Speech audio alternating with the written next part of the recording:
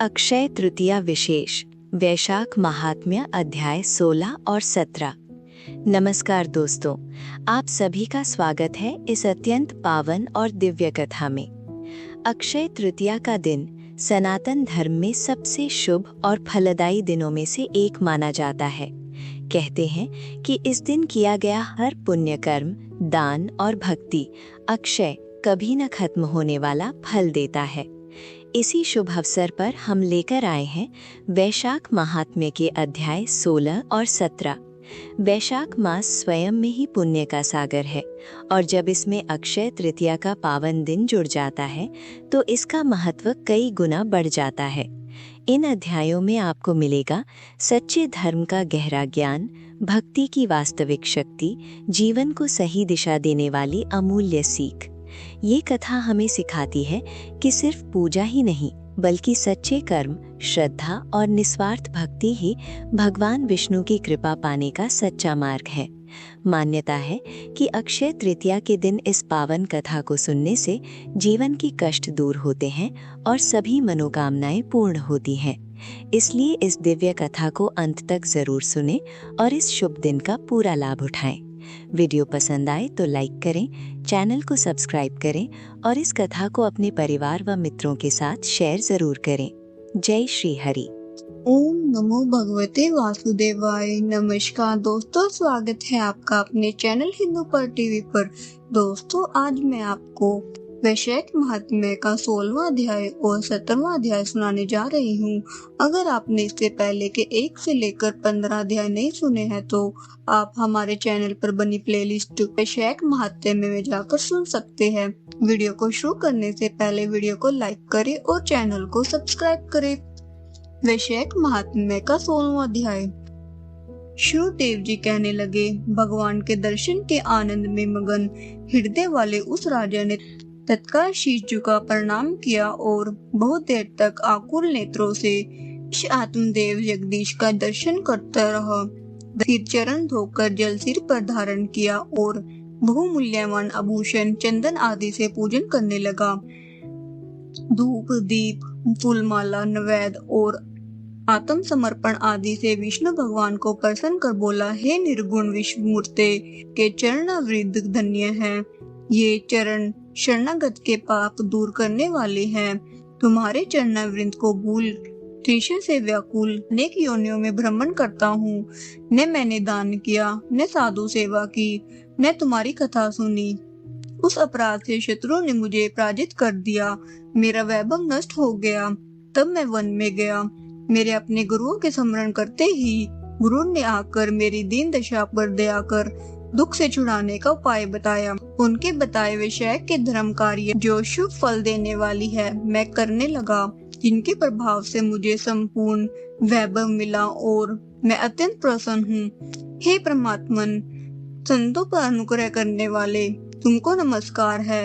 हे जगन निवास, हे देवेश, आप प्रसन्न हो जाइए जिससे आपके चरण कमलों में मेरी स्मृति हो।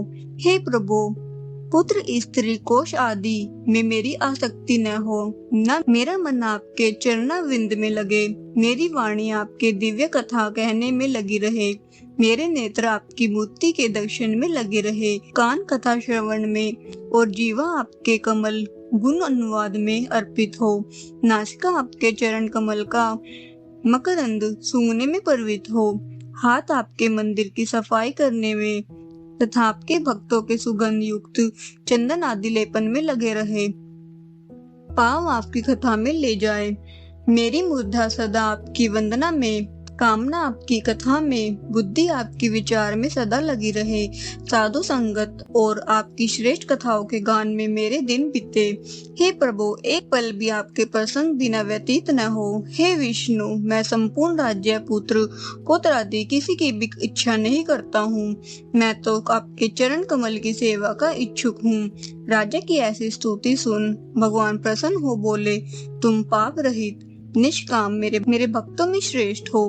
10 सहस्र वर्ष की तुम्हारी अवस्था हो। दिव्य धन संपत्ति, मेरी दृढ़ भक्ति और अंत में मेरी सयुजता मिलेगी। जो प्राणी तुम्हारी की हुई स्तुति करेंगे मैं उन पर प्रसन्न होकर उन्हें निसंदेह भक्ति और मुक्ति दूंगा। आज के दिन अक्षय तृतीया में स्नान दान आदि करने, गोदान करने, बेल दान करने, पितृ ईश्वरों के निमित्त श्राद्ध करने से अक्षय फल प्राप्त होता है। मृत्यु, जरा, भय, पाप नष्ट हो जाते हैं। मैं वैश्य उक्त धर्मों से प्रसन्न होता हूँ जिनके करने से तप पद प्राप्त होता है। जो प्राणी मेरे चरणों का स्मरण करेगा उसे प्रायश्चित की भी आवश्यकता नहीं। तुम गुरु के उपदेश से वन में आ वैश्य के धर्मों में तत्पर हुए और जगत के नाथ भगवान की आराधना से तुम्हें सब वस्तु प्राप्त हो गई। इस धर्म से प्रसन्न हो मैंने तुम्हें दर्शन दिया है। अब तुम सब देवताओं के लिए भी दुर्लभ इच्छित भोगों को भोगो। देवाधिदेव जनार्दन राजा को ऐसे वर दे। वही अंतर्ध्यान हो गए। तब वह राजा अत्यंत प्रसन्न हुआ। तदंतर गुरु महात्माओं का सत्संग कर नित्य प्रति ज्ञान प्राप्त करने लगा और वासुदेव भगवान के अतिरिक्त किसी को नहीं मानता था। वैश्य सब धर्मों को बारंबार करने से पुत्र पौत्र आदि की वृद्धि हुई और संपूर्ण मनोरथ को भोग अंत में चक्रपाणी विष्णु भगवान की सायुज्यता को प्राप्त हुआ। इस परम सुंदर आख्यान को सुनते और सुनाते हैं और वे सब पापों से छूटकर विष्णु भगवान के परम पद को प्राप्त होते हैं। इस प्रकार वैशाख महात्म्य का 16वां अध्याय समाप्त हुआ। बोलो विष्णु भगवान की जय। वैशाख महात्म्य का 17वां अध्याय। शुद्ध कीर्ति बोले, हे मुनिवर, मैंने वैशाख के फलदायक सब धर्म सुने, परंतु सुनते सुनते मेरी अभी भी तृप्ति नहीं होती। अतः भुक्ति मुक्ति के दाता विष्णु भगवान को प्रसन्न करने वाले दिव्य धर्मों का वर्णन करिए।